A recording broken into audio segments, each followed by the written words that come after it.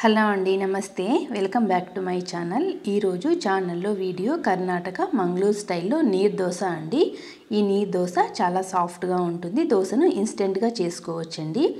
నేను ఈ వీడియోలో నీరు దోశను ఎలా ప్రిపేర్ చేసుకోవాలో పక్కా కొలతలతో చూపించానండి.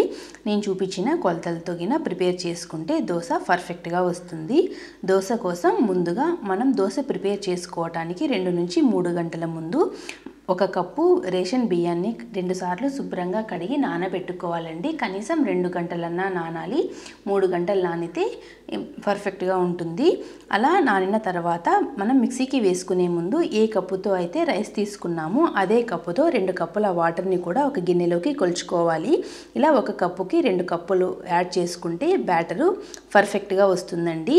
ఇప్పుడు నానిన బియ్యాన్ని ఒక మిక్సీ జార్లోకి తీసుకుని అదే కప్పుతో 3/4 కప్పు పచ్చి కొబ్బరి ముక్కల్ని ఇందులోకి యాడ్ చేసుకొని మెత్తగా గ్రైండ్ చేసుకోవాలండి. ఇలా ముక్కలు చిన్నగా కట్ చేసుకొని వేసుకుంటే త్వరగా మెదుగుతాయి. ఇలా మెత్తగా గ్రైండ్ చేసుకున్న తర్వాత ఈ బ్యాటర్ని అంతా ఒక గిన్నెలోకి ట్రాన్స్ఫర్ చేసుకోవాలి. ఇప్పుడు మనం మిక్సీకి వేసుకోగా వాటర్ కొద్దిగా మిగిలి ఉంటాయి కదండి, ఆ వాటర్ వేసుకొని మొత్తం బ్యాటర్ని నీట్గా కలుపుకోవాలి. ఇలా 1 కప్పుకి 2 కప్పుల వాటర్ వేసుకుంటే దోశ బ్యాటర్ బాగా పర్ఫెక్ట్గా వస్తుందండి. ఒకవేళ మనకి కొబ్బరి పైన ఉన్న చెక్కను తీసేస్తే ఆ మాత్రం నల్లగా కూడా లేకుండా బ్యాటర్ బాగా ప్యూర్ వైట్గా వస్తుందండి. మిగిలిన వాటర్ అన్నిటిని ఈ దోశ పిండిలోకి వేసుకుందామండి. ఇప్పుడు దోశ పిండిలోకి సరిపడా సాల్ట్ని కూడా యాడ్ చేసుకుందాము. ఇలా సాల్ట్ని యాడ్ చేసుకొని నీట్గా కలుపుకుందామండి. ఇలా కలుపుకొని దీన్ని పక్కన పెట్టుకున్న తర్వాత ఈ దోశలోకి మనం పచ్చడిని చాలా సింపుల్గా టేస్టీగా ప్రిపేర్ చేసుకుందాము. ఇందులోకి మనం పచ్చ కొబ్బరి వేసినాం కదండి, అదే పచ్చ కొబ్బరితో చట్నీ చేసుకుందాము. చట్నీ కోసం ముందుగా 1/3 కప్పు అన్ని పప్పులు, అదే కప్పుతో 1 సగం కప్పు వరకు పచ్చి కొబ్బరి ముక్కల్ని యాడ్ చేసుకోవాలండి. ఇలా పచ్చి కొబ్బరి ముక్కల్ని యాడ్ చేసుకున్న తర్వాత మన స్పైస్కి సరిపడా పచ్చిమిరపకాయలు, కొద్దిగా చింతపండు, ముందుగా ఫ్రెష్గా కడిగి పెట్టుకున్న కొత్తిమీర, అలాగే ఈ చట్నీకి సరిపడా సాల్ట్ని కూడా యాడ్ చేసుకుని బాగా మెత్తగా నీళ్ళు వేసుకుంటూ పల్చగా గ్రైండ్ చేసుకోవాలండి. చట్నీ గట్టిగా ఉండకూడదు, పల్చగానే ఉండాలి. దోశలు స్మూత్గా ఉంటాయి కాబట్టి చట్నీ కూడా పల్చగా ఉంటేనే బాగుంటుంది. ఇలా చట్నీ పల్చగా మిక్సీకి వేసుకున్న తర్వాత ఇందులోకి పోపు వేసుకుందామండి. ఆయిల్లోకి కరివేపాకు, జీలకర్ర, ఎండుమిరపకాయలు కలిసి పోపు వేసుకోవాలి. ఇప్పుడు చట్నీ కూడా రెడీ అయిపోయిందండి. దీన్ని పక్కన పెట్టుకుందాం. దోశ కోసం నాన్ స్టిక్ ప్యాన్ పెట్టుకుని కొద్దిగా వేడైన తర్వాత లైట్గా ఆయిల్ వేసుకొని దీనిపైన మనం దోశను పల్చగా వేసుకుందామండి. ఇలా కప్పుతో పిండి తీసుకొని ఇలా పల్చగా వేసుకోవాలి దోశ.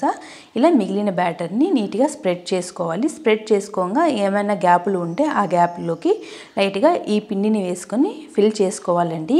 ఈ దోశకి నాన్ స్టిక్ ప్యానే యూజ్ చేయాలి. ఎందుకంటే ఇది చాలా స్మూత్గా ఉంటుందండి దోశ. మనం గరిటెతో తిప్పేసేయకపోతే విరిగిపోతుంది. అందుకే మనం నాన్ స్టిక్ ప్యాన్ అయితే నీట్గా దాన్ని దోశను తీసేసుకోవచ్చు. ఇలా దోశ పైకి కాస్త ఆయిల్ వేసి బాగా కాల్చుకోవాలి. నాకు ఫస్ట్లో కూడా ఈ వంటలన్నీ ఏమీ తెలియవండి. మా చెల్లెలు మ్యారేజ్ అయిన తర్వాత బెంగళూరులో సెటిల్ అయ్యారు జాబ్ చేసుకుంటూ. నేను ఇప్పటికీ 12 సంవత్సరాలు అయిందండి వాళ్ళు అక్కడ బెంగళూరులో ఉండబట్టి. నేను అప్పుడప్పుడు బెంగళూరుకి వెళ్ళేదాన్ని. ఇలా ఈ కర్ణాటక స్టైల్స్ కూడా కొన్ని వంటలు నేర్చుకున్నాను. ఇలా దోశ కాలిన తర్వాత నీట్గా చేత్తో 4 ఫోల్డ్ చేసుకొని దోశని ఇలా ఒక ప్లేట్లోకి టర్న్ చేసుకోవాలండి. చూడండి, ఇలా నీట్గా వస్తుంది చేత్తో తీసేసుకుంటేనే. కాకపోతే చాలా ఎక్కువ వేడిగా ఉందండి, అందుకే నేను లైట్గా అట్లా గరిటెతో అనుకుని నీట్గా ఫోల్డ్ చేసుకుంటున్నాను. ఇలా ఫోల్డ్ చేసుకున్న తర్వాత హ్యాండిల్ ఉంటుంది కదండి నాన్ స్టిక్ ప్యాన్ అయితే, ఆ హ్యాండిల్ పట్టుకుని ఇలా నీట్గా ప్లేట్లోకి ట్రాన్స్ఫర్ చేసుకోవాలి. అంతే అండి. ఇలా వేసుకుంటే ఎంతో టేస్టీ అయిన నీరు దోశ ఇన్స్టెంట్గా రెడీ అయిపోతుందండి. ఇందులోకి పచ్చి కొబ్బరి, పల్లీలతో చేసిన చట్నీ, వేడి నీరు దోశ మంచి కాంబినేషన్ అండి. నేను చేసిన ఈ రెసిపీ మీకు నచ్చిందా? నచ్చితే మీరు కూడా ఒకసారి ట్రై చేసి మన ఛానల్ని సబ్స్క్రైబ్ చేసుకోండి. థ్యాంక్ యూ అండి.